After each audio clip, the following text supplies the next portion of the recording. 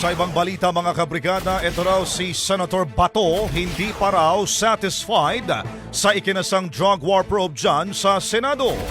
Brigada Ann Cortez, ibrigada mo! Brigada Live Report.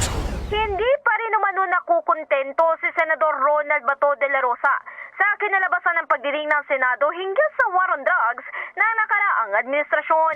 Ito'y dahil hindi pa umano niya nakakaharap ang ilang taong nagdadawit sa kanya, katulad na nga lang ni Kerwin Espinosa.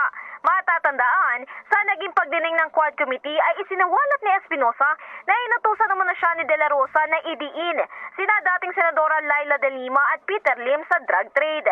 Samantala, hindi naman nakakaramdam ng anumang pangamba ang senador sa kabilangan ng mga ulat na minomonitor umano ng International Criminal Court ang nasabing pagdinig. In the heart of changing lives, ito si Brigada Ann Cortez ng 105.1 Brigada News FM Manila, the Music News Authority. Brigada Balita.